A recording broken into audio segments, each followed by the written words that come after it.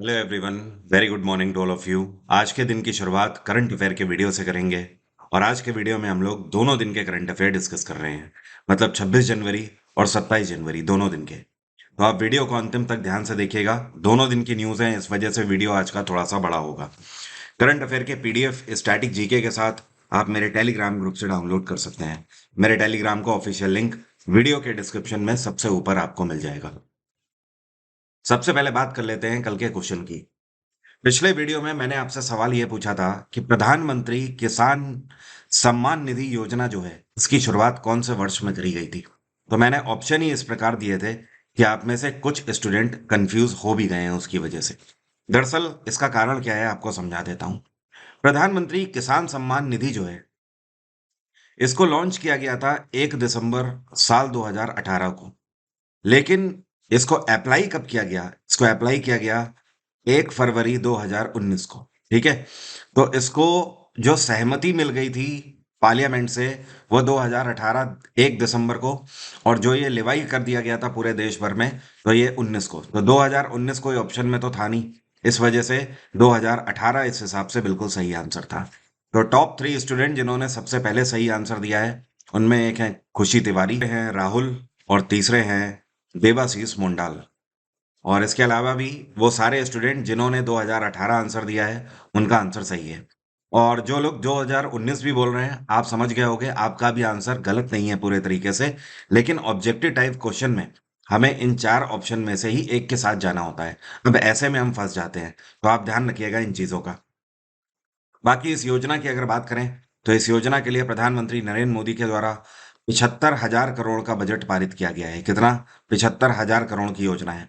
इस योजना का लाभ अभी तक पूरे भारत भर में करीब 10 करोड़ किसानों को मिल चुका है।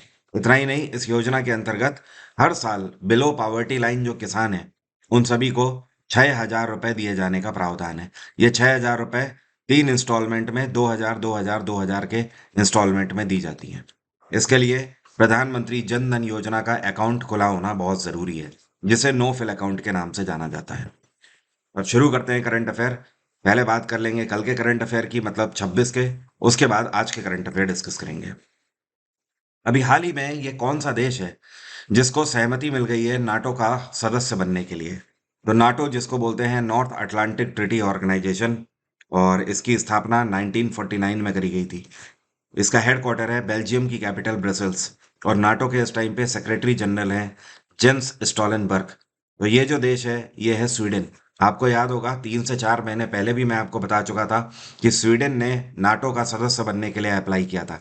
इवन उससे ज़्यादा टाइम हो चुका है और तब से चर्चा चल रही थी। वोटिंग भी हुई है और वोटिंग में स्वीडन को यहाँ पर बहु सदस्यता मिल गई है। इसकी वजह से अब स्वीडन नाटो का बहुत ही जल्द मेंबर हो जाएगा, अगले ही महीने से। मतलब अगले 10 से 15 दिन में पूरे तरीके से अप्रूव हो जाएगा। मतलब ये फाइनल हो चुका है। अगले 10 से 15 दिन में जितना भी डॉक्यूमेंटेशन वर्क है वो सब कुछ हो जाएगा। करंट टाइम में अगर स्वीडन को हम मिला दें तो नाटो के टोटल 32 देश मेंबर हो गए हैं, या फिर आप ये बोल सकते हो ये 32 देशों का समूह है। क्या बता सकते हो पिछले ही साल 2023 में कौन सा देश है जो कि हाल ही में नाटो का मेंबर बना था? ये है फिनलैंड। ठीक है। और फिनलैंड से पहले 2020 में मैसिडोनिया इसका सदस्य बना था। ये कौन है जिनको अभी हाल ही में एक कंपनी है जिसका नाम है कोलियर्स, कोलियर्स के मिडिल ईस्ट प्रोजेक्ट लीडर के रूप में सीएमडी के तौर पर अपॉइंट किया गया है। तो जो आपको पिक्चर में दिख रहे हैं ये हैं सांकी प्रसाद। कौन है? सांकी प्रसाद। और ये भारतीय मूल के हैं और ये कनाडा में रहते हैं। और ये जो कोलियर्स कंपनी है ये कनाडियन कंपनी है। दरअसल ये एक तरीके की इन्वेस्टमेंट मैनेजमेंट कंपनी है और इन्होंने मिडिल ईस्ट वाले रीजन के लिए चीफ मैनेजिंग डायरेक्टर के रूप में प्रसाद को अपॉइंट किया है। सांकी प्रसाद इससे पहले कोलियर्स में ही प्रेसिडेंट के रूप में भी कार्य कर चुके हैं। इस टाइम पर सांकी प्रसाद जो हैं इनके पास सोर्सेस की माने तो कॉलियर्स कंपनी में 30% स्टेक खुद के हैं इनके पास। ये कौन से दो देश हैं जिन्होंने इंडियन एयरफोर्स के साथ एक्सरसाइज डेजर्ट नाइट में अभी हाल ही में हिस्सा लिया है? तो ये दो देश हैं, एक तो फ्रांस है और दूसरा है यूनाइटेड अरब अमीरात। तो टोटल इन 3 देशों ने एक्सरसाइज डेजर्ट नाइट में हिस्सा लिया। इस बार जो डेजर्ट नाइट है इसका आयोजन अरेबियन सी में किया गया। कहाँ पर? अरब सागर में इसे कंडक्ट किया गया। ये एक तरीके की कंप्लीट एयरफोर्स एक्सरसाइज है। इसमें भारत की तरफ से कई विमानों ने हिस्सा लिया, जैसे कि सुखोई ने इसमें हिस्सा लिया है, जैगवार विमानों ने भी हिस्सा लिया, मिग भी यहाँ पर थे। अपार्ट फ्रॉम दिस, भारत का जो टोही विमान कहलाता है, मतलब जो सर्विलांस विमान है, जिसको C-130J बोला जाता है, इसने भी हिस्सा लिया। और अगर फ्रांस की तरफ से बात करें तो फ्रांस के रफाल्स ने हिस्सा लिया है, और यूनाइटेड अरब अमीरात की तरफ से F-16 विमानों ने हिस्सा लिया यहाँ पर। अभी कुछ टाइम पहले खंजर एक्सरसाइज कौन से देशों के बीच में कंडक्ट करी गई थी? तो खंजर एक स्पेशल फोर्सेस एक्सरसाइज है जो कि किर्गिस्तान और भारत के बीच में कंडक्ट करी गई। 3 दिन पहले ही मैंने आपको पढ़ाया। Recently all India police commando competition का 14वां संस्करण भारत के कौन से शहर में आयोजित किया गया? तो इसका 14वां संस्करण इस बार आंध्र प्रदेश के अंदर विशाखापत्तनम में आयोजित किया गया। और अपार्ट फ्रॉम दिस, इसमें पैरामिलिट्री फोर्सेस ने भी हिस्सा लिया, जैसे कि सीआरपीएफ कमांडोज ने भी हिस्सा लिया है यहाँ पर, एसएसबी के कमांडोज भी थे यहाँ पर, आईटीबीपी के भी थे, और आरपीएफ जिसको बोलते हैं रेलवे प्रोटेक्शन फोर्स के कमांडोज, तो इन सभी ने भी यहाँ पर हिस्सा लिया। और all India police commando competition जो है, इसमें लगभग भारत के सभी राज्यों की जो पुलिस कमांडोज होते हैं वो हिस्सा लेते हैं, और इनके बीच में प्रतिस्पर्धा होगी। इसके लिए अलग अलग टीमें बना दी गई हैं, 13 से 15 कमांडोज की, और ये सब टीमें आपस में एक दूसरे से भिड़ेंगी एक तरीके के एंड्योरेंस टेस्ट में, जिसमें इनकी स्किल टेस्ट करी जाएगी और इनका टीम वर्क भी टेस्ट किया जाएगा। ये कौन से भारतीय खिलाड़ी हैं जिन्होंने टेनिस में इतिहास रच दिया है? और ये इतिहास क्या इन्होंने रचा है? दरअसल ये टेनिस के सबसे उम्र दराज खिलाड़ी बन गए हैं, और उम्र दराज खिलाड़ी होते हुए भी नंबर 1 स्पॉट इन्होंने टेनिस में हासिल किया। तो ये हैं रोहन बोपन्ना। नाम इनका ध्यान रखिएगा, ये बहुत इंपॉर्टेंट क्वेश्चन है। बोपन्ना इससे पहले वर्ल्ड नंबर 1 स्पॉट तब भी अचीव कर चुके थे, लेकिन अब ये बड़ी बात है, इस टाइम पर इनकी एज है 43, और 43 की एज में टेनिस वर्ल्ड में men's doubles tennis number 1 title इन्होंने अचीव किया है। और इनके साथ एक ऑस्ट्रेलियाई खिलाड़ी है जिनका नाम है मैथ्यू एब्डन। क्या नाम है?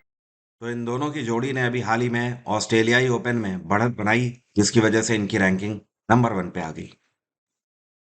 ये कौन सी राज्य सरकार है जो कि गृह ज्योति योजना की शुरुआत कर रही है, जिसके अंतर्गत जो हाउस होल्ड हैं उनको 200 यूनिट बिजली हर महीने मुफ्त में दी जाएगी?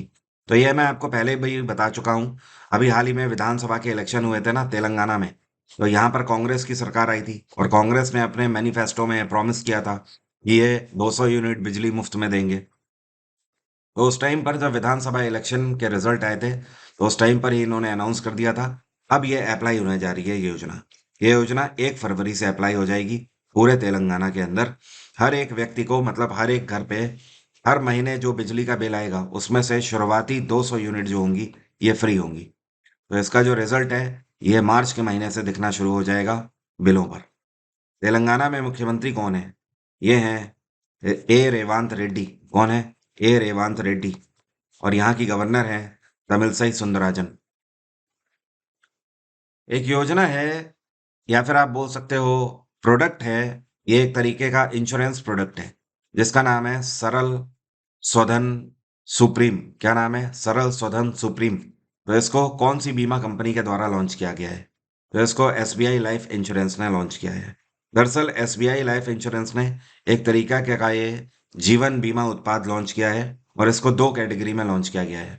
एक कैटेगरी जिसका नाम है सरल स्वधन सुप्रीम, दूसरी कैटेगरी जिसका नाम है स्मार्ट स्वधन सुप्रीम। ठीक है, अब दोनों के अंतर्गत इनका डिफरेंस क्या है? सरल स्वधन सुप्रीम के अंतर्गत ये बीमा लेने के लिए मिनिमम एज 18 वर्ष होनी चाहिए और मैक्सिमम 50 साल, और इसमें जो मैच्योरिटी पीरियड है वो मैक्सिमम 65 साल तक का है। मतलब आप कोई भी योजना इसके अंतर्गत ले लें, कोई भी प्लान ले लीजिए, मैक्सिमम 65 की एज तक आपको पैसा आपका वापस मिल ही जाएगा रिटर्न के साथ। अब स्मार्ट स्वधन योजना की अगर बात करें, तो इसमें मिनिमम एज का क्राइटेरिया है 18 साल, और मैक्सिमम एज का क्राइटेरिया है 60 साल। यही अंतर है। यहाँ पर सरल स्वधन में 50 साल मैक्सिमम एज है, और यहाँ पर आप 60 साल तक भी इस योजना का फायदा ले सकते हैं। इसके अलावा और भी कई सारे प्रावधान हैं जो कि मैंने पीडीएफ में मेंशन कर दिए हैं, बट एक चीज़ आप ध्यान रखिएगा, इसमें जो पॉलिसी के टर्म प्लान्स हैं वो 7 साल के हैं, 10 साल के हैं और 15 साल के हैं। मतलब आपके पास ऑप्शन है, आप मिनिमम 7 साल का प्लान ले सकते हो और मैक्सिमम 15 साल का प्लान भी ले सकते हो।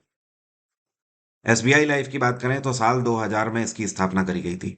इसका हेडक्वार्टर है मुंबई और इसके चेयरपर्सन है इस टाइम पे अमित जिंगराम। क्या नाम है? अमित जिंगराम। ये कौन सा देश है जो कि दुनिया का पहला ऐसा देश बन गया है जिसने बच्चों का जो टीकाकरण कार्यक्रम होता है उसमें मलेरिया के टीके को भी शामिल कर लिया है। मतलब अभी तक दुनिया का कोई भी ऐसा देश नहीं था जो कि चिल्ड्रन इम्यूनाइजेशन प्रोग्राम चलाता था जिसमें बच्चों का टीकाकरण किया जाता था, लेकिन उसमें मलेरिया का भी वैक्सीन जुड़ा हो। ऐसा कोई भी देश नहीं था। ये पहला देश बन गया है कैमरून।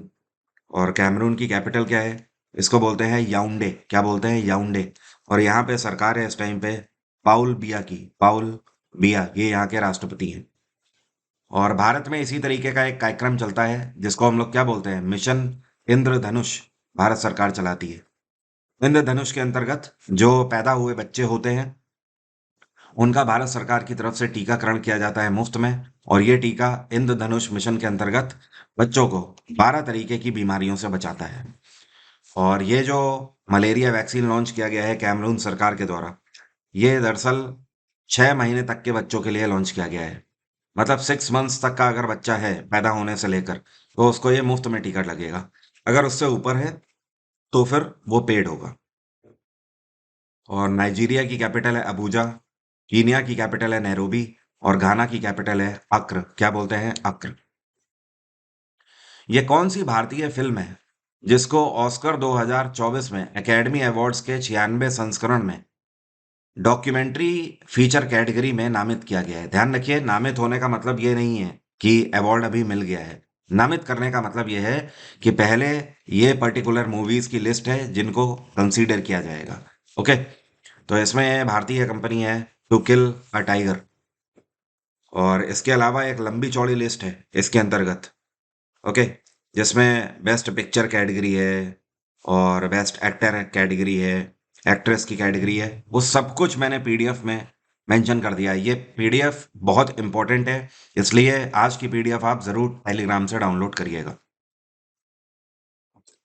और एक और बात ध्यान रखिएगा, इस बार बेस्ट एक्टर की कैटेगरी में अगर बात करें लीडिंग रोल में, तो इसमें जो हैं ये ब्रैडली कूपर रहे हैं। कौन? Bradley Cooper. इनकी एक कंपनी है, मूवी आई थी इनकी मैस्ट्रो। क्या नाम था? मैस्ट्रो। और रॉबर्ट डाउनी जूनियर का नाम तो काफ़ी चलता ही रहता है, काफ़ी प्रख्यात है। इनको बेस्ट एक्टर सपोर्टिंग रोल के लिए दिया गया है अवार्ड। और इनकी मूवी थी ओपेनहाइमर। क्या नाम था? ओपेनहाइमर। अंतर्राष्ट्रीय शिक्षा दिवस प्रत्येक वर्ष कौन से दिन मनाया जाता है? ये दिवस हम लोग मनाते हैं 24 जनवरी। यूनेस्को के द्वारा लॉन्च किया गया है। किसके द्वारा? यूनेस्को के द्वारा। यूनेस्को ने साल 2018 में इसको लॉन्च किया था और 2019 में पहली बार यह मनाया गया था। तो अंतर्राष्ट्रीय शिक्षा दिवस प्रत्येक वर्ष पूरी दुनिया मनाती है 24 जनवरी को। एक किताब अभी हाल ही में लॉन्च हुई है। इस किताब का नाम है कन्वर्सेशंस विद औरंगजेब। ये किताब किसके द्वारा लिखी गई है? इसको लिखा है चारू निवेदिता ने। किसने? चारू निवेदिता। और इन्होंने तमिल भाषा में आज तक 60 से ज़्यादा किताबें लिखी हुई हैं। इस किताब की अगर बात करें तो इस किताब में औरंगजेब के बारे में बहुत सारी चीज़ें लिखी गई हैं स्टोरी बेसिस पर। इवन इस किताब की एक और ख़ास बात है कि औरंगजेब का जो टेन्योर है उसे री इमेजिन किया है चारू निवेदिता ने अपने परसेप्शन से। और ये जो बुक है इसके मतलब तमिल भाषा में चारू निवेदिता ने लिखा है, लेकिन उसके बाद इसको ट्रांसलेट किया है नंदनी कृष्णन ने मल्टीपल लैंग्वेजेस में। दुनिया का पहला मेलेनिस्टिक टाइगर सफारी जो है ये उड़ीसा के अंदर कहाँ पर स्थापित किया जाएगा? तो इसको स्थापित किया जाएगा उड़ीसा में मयूरभंज के अंदर। अब मेलेनिस्टिक का मतलब क्या होता है? मैं आपको पढ़ाता हूँ ना कि जो हमारी स्किन का कलर होता है या बालों का कलर होता है, ये हमारी बॉडी में कौन सा तत्व मौजूद होता है जिसकी वजह से होता है? तो इसको बोलते हैं क्या? मेलेनिन बोलते हैं। क्या बोलते हैं? मेलेनिन। जैसे कि अफ्रीका रीजन के जो लोग होते हैं, इनकी बॉडी में मेलेनिन की मात्रा ज्यादा पाई जाती है। तभी आप देखोगे अफ्रीका रीजन्स में जो लोग होते हैं, उनकी जो बॉडी का कॉम्प्लेक्शन है वो डार्क होता है। लेकिन एक और इंटरेस्टिंग बात है, उनके जो बाल होते हैं वो भी लंबे समय तक काले रहते हैं। और कंपैरेटिवली आप देखोगे ऑस्ट्रेलिया में कोई बच्चा पैदा होता है तो वो पता लगा सफेद बाल लेकर ही पैदा हो रहा है। ठीक है। कारण क्या है कि वहां पर लोगों की बॉडी में मेलेनिन की मात्रा कम पाई जाती है, जिसकी वजह से वो गोरे बहुत होते हैं, लेकिन बालों का कलर भी सुनहरा होता है बचपन से ही। तो मेलेनिन की मात्रा का मतलब ये है, चाहे वो जानवर हो चाहे इंसान हो, उसका जो कॉम्प्लेक्शन है, उसकी बॉडी में जो कोट है, जो बाल है, वो और काले हो जाते हैं। तो ऐसे ही पहली बार एक ऐसा टाइगर सफारी स्थापित किया जा रहा है जो कि मेलेनिस्टिक होगा, जिसमें इस तरीके के टाइगर्स होंगे जिनका कोट काला होगा। ठीक है। इवन टाइगर ही नहीं, और भी कई सारे ऐसे प्राणी होते हैं जो कि मेलेनिस्टिक होते हैं। एग्जाम्पल के तौर पर एक नॉर्मल जैगुआर होता है, दूसरी तरफ जैगुआर आप देखोगे मेलेनिस्टिक नेचर का, वो काला होता है। इसी तरीके से सांपों में भी आप देखोगे कई सारे कलर होते हैं, लेकिन एक मेलेनिस्टिक सांप होते हैं जो कि स्पेशली ब्लैक ही होते हैं। ठीक है। इस तरीके से आप तितलियां भी देखोगे, उल्लू भी देखोगे, बहुत सारे ऐसे जीव जंतु हैं जो कि मेलेनिस्टिक होते हैं। फिलहाल यहाँ पर टाइगर सफारी की बात हो रही है। इसकी स्थापना मयूरभंज के अंदर करी जाएगी और इसमें सिर्फ ऐसे ही टाइगर्स ला के रखे जाएंगे जो कि मेलेनिस्टिक होंगे। उड़ीसा में नवीन पटनायक की सरकार है। अब आज के करंट अफेयर पर चर्चा कर लेते हैं। और आप सभी मुझे इंस्टाग्राम पर फॉलो कर सकते हैं। मेरी इंस्टा की आईडी है वरुण अवस्थी 07। अभी हाल ही में केंद्र सरकार के द्वारा ये कौन सा देश है जिसके साथ आईटी के क्षेत्र में कॉरपोरेशन को लेकर पैक्ट साइन किया गया है? आईटी मतलब यहाँ पर इंफॉर्मेशन टेक्नोलॉजी की बात हो रही है। और आईटी के क्षेत्र में ओमान के साथ भारत सरकार ने एमओयू पर हस्ताक्षर किए हैं। आने वाले समय में दोनों देश एक दूसरे को आईटी सेक्टर में सपोर्ट भी करते हुए नजर आएंगे, साथ में टेक्नोलॉजी भी सपोर्ट करेंगे, शेयर करेंगे। और इतना ही नहीं, आईटी के क्षेत्र में इन्वेस्टमेंट के लिए भी यहाँ पर पैक्ट साइन किए गए हैं। ओमान की कैपिटल है मस्कट। और ओमान में इस टाइम पे यहाँ के सुल्तान जो हैं, ये हैं हैतम बिन तारिक। क्या नाम है? हैतम बिन तारिक। और जापान की कैपिटल है टोक्यो। यूए की कैपिटल है अबू धाबी। साउथ कोरिया की कैपिटल है सियोल। कल की अगर आपने मैराथन नहीं देखी है तो जरूर देख लीजिएगा, चैनल पे ही मैंने ली थी कल सुबह 10 बजे। तो ये जो मैराथन थी, ये 26 जनवरी के दिन मैंने जो ली है, इसमें हिस्ट्री, पॉलिटी और ज्योग्राफी के इंपॉर्टेंट टॉपिक्स मैंने आपसे डिस्कस किए थे। तो मैराथन बहुत इंपॉर्टेंट है हर एक एग्जाम के लिए। आपने अभी तक नहीं देखी है तो उसे जरूर देख लीजिएगा। इनमें से ये कौन सा संस्थान है जिसके द्वारा लॉन्च किया गया है एक ऐसा प्रोग्राम जिसके अंतर्गत एग्री फूड सिस्टम को क्लाइमेट से जोड़कर एडवांस किया जाएगा? मतलब कहने का ये है कि भारत के अंदर जितना भी एग्रीकल्चर सेक्टर है, जहां पर खेती बाड़ी वगैरह होती है, तो क्लाइमेट से जुड़े हुए जो चैलेंजेस हैं उनसे कैसे निपटा जाए, तो उसमें एडवांस टेक्नोलॉजी का यूज करने की बात कही गई है। तो इसको लॉन्च किया गया है नीति आयोग के द्वारा। और नीति आयोग ने इसको फूड एग्रीकल्चर ऑर्गेनाइजेशन के साथ मिलकर लॉन्च किया है। मतलब एक तरीके से आप बोल सकते हो यूनाइटेड नेशंस भी इसमें हिस्सा लेगा। और भारत में एग्री फूड सिस्टम के अंदर इन्वेस्टमेंट भी होंगे आने वाले समय में। मतलब एग्जाम्पल के तौर पर अगर बात कही जाए तो इस पर यह जोर दिया जा रहा है कि भारत के जो किसान हैं उनके पास खेती को अच्छे तरीके से उगाने के लिए और भी बेहतर और वर्ल्ड क्लास इक्विपमेंट्स होने चाहिए। नीति आयोग की स्थापना 2015 में करी गई थी। इसका हेडक्वार्टर है नई दिल्ली। नीति आयोग के चेयरपर्सन हमेशा प्रधानमंत्री होते हैं, तो इस टाइम पर नरेंद्र मोदी इसके चेयरपर्सन है। नीति आयोग के सीईओ कौन है? इस टाइम पर है BVR सुब्रमण्यम। कौन है? BVR सुब्रमण्यम। राष्ट्रीय मतदाता दिवस 2024 का जो मनाया गया, इसकी थीम क्या थी? पहले तो आपको ये पता होना चाहिए ये दिवस कब मनाया जाता है। नेशनल वोटर्स डे 25 जनवरी को हर साल मनाया जाता है, क्योंकि 25 जनवरी 1950 को इलेक्शन कमीशन की स्थापना करी गई थी। तो निर्वाचन आयोग के स्थापना दिवस के रूप में राष्ट्रीय मतदाता दिवस मनाया जाता है। इस बार की जो इसकी थीम रही, ये क्या थी? ये है nothing like voting, I vote for sure. Very important है, ध्यान रखिएगा। बाकी इलेक्शन कमीशन की अगर बात करें तो हमारे कॉन्स्टिट्यूशन में आर्टिकल 324 में इसका प्रावधान है। चीफ इलेक्शन कमिश्नर का कार्यकाल 6 साल का होता है और इनकी रिटायरमेंट एज 65 साल होती है। क्या बता सकते हैं पहली बार ये दिवस कब मनाया गया था? चलिए मैं ही बताता हूँ। पहली बार ये दिवस साल 2011 में मनाया गया था। हाल ही में कौन सा बैंक है जिसने पूरे भारत भर में इतिहास रच दिया है 2 करोड़ क्रेडिट कार्ड्स इशू करने का? ये पहला ऐसा बैंक है जिसने माइलस्टोन अचीव किया है। And this is HDFC bank. HDFC bank ने पहली बार जो क्रेडिट कार्ड वितरण के क्षेत्र में कदम रखे थे, ये इन्होंने साल 2001 में फर्स्ट टाइम अपना क्रेडिट कार्ड लॉन्च किया था। और 2017 में ये 1 करोड़ क्रेडिट कार्ड लॉन्च कर चुके थे। अब आप समझ लीजिए, पहले 16 साल इनको 1 करोड़ क्रेडिट कार्ड इशू करने में लग गए, और 17 से लेकर मात्र 2023 तक इन्होंने अगले 6 सालों में ही 1 करोड़ क्रेडिट कार्ड और इशू कर दिए। आज तक ऐसा करने वाला कोई भी बैंक नहीं है।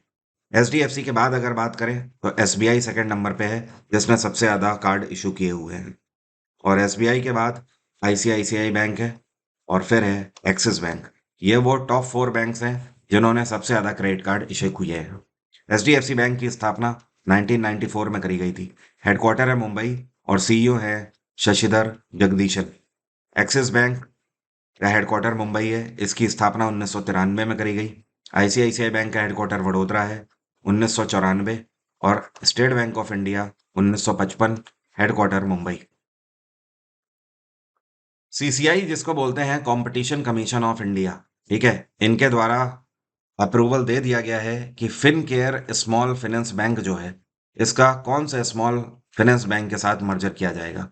तो दरअसल ये मंजूरी दी गई है। फिनकेयर का जो मर्जर है ये अब होगा एयू स्मॉल फाइनेंस बैंक के द्वारा।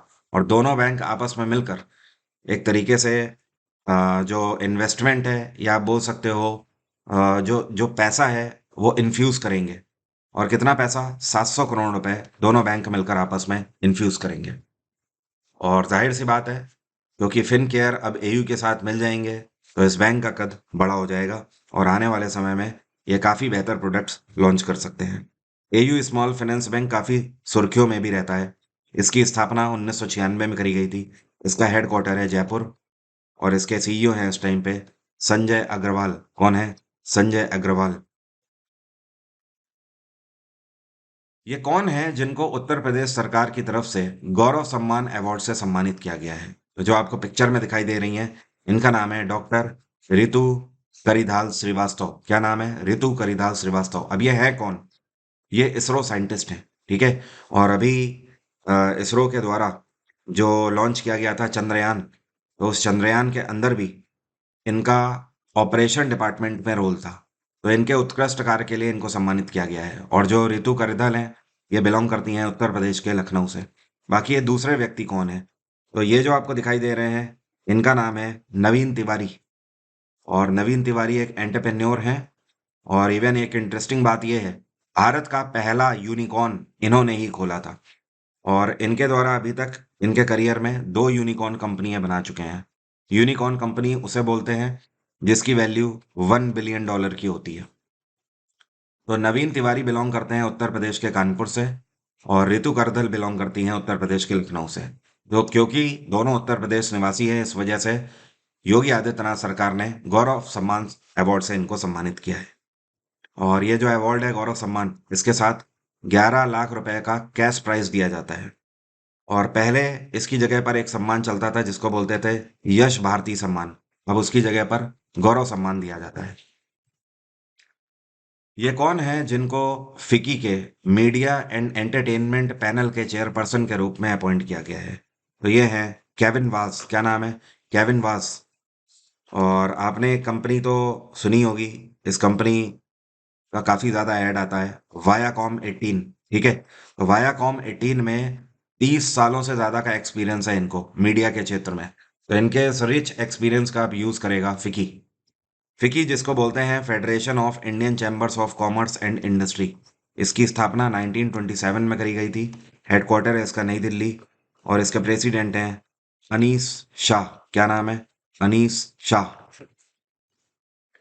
हाल ही में कौन है जिनको टाई ग्लोबल बोर्ड के चेयरपर्सन के रूप में अपॉइंट किया गया है? तो टाई के ग्लोबल बोर्ड में चेयरपर्सन के रूप में अब अपॉइंट किए गए हैं अमित गुप्ता। अमित गुप्ता इससे पहले टाई का जो सिंगापुर बोर्ड था, मतलब वो वाला बोर्ड जो कि सिंगापुर रीजन को पूरा देखता था, तो उसको ये संभालते थे। अब ये ग्लोबल बोर्ड के चेयरपर्सन बन गए हैं, जो कि पूरे वर्ल्ड में टाई की जहां जहां पर भी ब्रांचेस हैं उनको देखने का काम करते हैं। और टाई की अगर बात करें तो एक तरीके से ये एक ऐसी कंपनी है जो कि नेटवर्क ऑफ एंटरप्रेन्योर प्रोवाइड करते हैं, मतलब पूरे दुनिया भर के एंटरप्रेन्योर्स को जोड़ने का काम ये करते हैं। और सबसे पहले जो टाई कंपनी है इसकी स्थापना 1992 में करी गई थी। इसकी स्थापना कैलिफोर्निया से करी गई थी। भारत सरकार के द्वारा कितने पद्म भूषण अवार्ड्स लॉन्च किए गए हैं? तो हर वर्ष पद्म सम्मान जो है ये 26 जनवरी को वितरित किए जाते हैं। इस बार भारत सरकार ने पद्म विभूषण की अगर बात करें तो टोटल 5 पद्म विभूषण दिए हुए हैं। कितने? 5। तो यहाँ पर मैं लिख देता हूँ, 5 पद्म विभूषण हो गए, ठीक है, जो कि दूसरा सर्वोच्च सम्मान है। इसके बाद अगर बात करें पद्म भूषण कितने दिए गए इस बार, तो टोटल 17 पद्म भूषण दिए गए।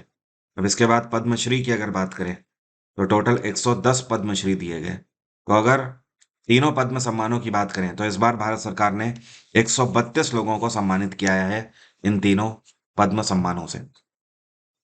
और इनकी लिस्ट आपको देखना मैंडेटरी है, जरूर देख लीजिएगा, स्पेशली पद्म विभूषण तो देख ही लीजिएगा, क्योंकि ये केवल 5 लोग हैं। तो ये सारी लिस्ट जो है वो मैंने पीडीएफ में दी हुई है। पीडीएफ डाउनलोड करना बहुत मस्ट है, मैं आपको बार बार बोल रहा हूँ आज की, क्योंकि ये बहुत इंपॉर्टेंट है। इस बार रिपब्लिक डे की जो परेड थी 2024 की, इसमें चीफ गेस्ट कौन थे? पहले भी मैं आपको बता चुका था, फ्रांस के राष्ट्रपति इमैनुअल मैक्रोन इस बार चीफ गेस्ट के रूप में थे। कल आपने रिपब्लिक डे की परेड भी देखी होगी, उसमें बार बार ये दिखाई भी जा रहे थे। और लास्ट में जब परेड खत्म होने वाली थी तो भारतीय वायुसेना ने इसमें हिस्सा लिया था। भारतीय वायुसेना के जो विमान थे उसमें से जो राफेल की फ्लीट थी वो जब आई थी तो बहुत ही तालियां और सीटियां बजी थी, क्योंकि फ्रांस से ही हमने राफेल लिए हुए हैं और फ्रांस के राष्ट्रपति चीफ गेस्ट के रूप में वहां पर उपस्थित थे। और इसके अलावा इन्होंने इस बार बहुत सी जगह भी घूमी हुई हैं राजस्थान में, जैसे कि अम्बेर का किला भी इन्होंने घूमा, हवा महल भी घूमा इमैनुअल मैक्रोन ने, जंतर मंतर हो गया, ठीक है, और जयपुर में और भी कई जगह इन्होंने घूमी है। इनमें से ये कौन है जिनको अभी सुप्रीम कोर्ट के जज के रूप में शपथ दिलाई गई है? तो सुप्रीम कोर्ट के नए जज बने हैं न्यायमूर्ति प्रसन्ना भालचंद्र वर्ले। और इसी के साथ सुप्रीम कोर्ट के अंदर जो बेंच है उसमें प्रसन्ना भालचंद्र वर्ले जो हैं ये दलित प्रतिनिधित्व करेंगे एक तरीके से, ठीक है, मतलब दलित रिप्रेजेंटेटिव के रूप में अपॉइंट किए गए हैं। तो अभी तक सुप्रीम कोर्ट जजेस की जो बेंच है उसमें ये जो संख्या है ये बढ़ के 3 हो गई है, जो कि दलित्स को रिप्रेजेंट करने का काम करते हैं। बाकी सुप्रीम कोर्ट की स्थापना 1773 एक्ट के तहत करी गई थी। और भारत में जो सर्वोच्च न्यायालय है इसके लिए हमारे कॉन्स्टिट्यूशन में आर्टिकल 124 में प्रावधान है। सुप्रीम कोर्ट में टोटल 34 जजेस का प्रावधान है, जिसमें से 33 नॉर्मल जज होते हैं और एक चीफ जस्टिस ऑफ इंडिया होते हैं। इस टाइम पर जो भारत के सीजीआई हैं ये हैं डी वाई चंद्रचूड़। और सीजीआई का जो रिमूवल होता है ये सिर्फ एक ही तरीका होता है, इम्पीचमेंट, जो कि राष्ट्रपति के लिए होता है। ये कौन है जिनके द्वारा 2023 के best electoral practices awards launch किए गए हैं? मतलब ऐसे लोग जिन्होंने चुनावों को आसान बनाने के लिए और चुनावों के बारे में लोगों को जागरूक करने के लिए बेहतर कार्य किया है, उनको सम्मानित किया गया है। तो ये सम्मान राष्ट्रपति द्रौपदी मुर्मू के द्वारा दिए गए हैं। और जाहिर सी बात है इस बार 2024 में विधानसभा, माफी चाहता हूँ, लोकसभा के इलेक्शन लगे हुए हैं। इस वजह से 2023 में कैंपेन्स चलाए गए हैं काफी सारे, जिसकी वजह से ये सम्मान दिए गए हैं। अब मेरा आज का सवाल आपसे, आप में से कितने लोग बता सकते हैं धर्मा गार्जियन जो मिलिट्री एक्सरसाइज होती है ये भारत जो है ये कौन से देश के साथ संपन्न करता है? इंडोनेशिया के साथ, मंगोलिया, अमेरिका या फिर जापान? कमेंट बॉक्स में जल्दी से लिखकर बताइएगा। 2024 के किसी भी एसएससी एग्जाम के लिए या स्टेट एग्जाम के लिए आप मेरा जीएस जीके का फाउंडेशन बैच अवेल कर सकते हैं एग्जाम इंजन एप्लीकेशन से। इस बैच के अंदर मैंने history, polity, geography, science, economics, computer, पिछले 5 सालों के पीवाईक्यूज और साथ में वन लाइनर का क्रैश कोर्स भी कवर किया हुआ है। तो इसमें डेमो क्लासेस भी अवेलेबल हैं, आप इस बैच को अवेल कर सकते हैं। आप एक बार ज़रूर से यहाँ पर देख लें कि इसमें मैंने कुछ भी छोड़ा नहीं है एसएससी के पॉइंट ऑफ व्यू से, ये सारे टॉपिक मैंने कवर किए हुए हैं। आप इसे हिंदी में भी देख सकते हैं। आप मेरे दूसरे कोर्सेज जैसे कि सिर्फ हिस्ट्री, सिर्फ पॉलिटी या फिर स्टैटिक जीके, इस तरीके के कोर्सेज भी अवेल कर सकते हैं। एग्जाम इंजन में आप रीजनिंग का भी बैच अवेल कर सकते हैं किसी भी एग्जाम के लिए। कंप्लीट रीजनिंग उसमें कवर है। तो आज की बात यहीं तक रहेगी। Thank you so much. Have a nice day. Take care. Bye bye. आपका दिन मंगलमय हो।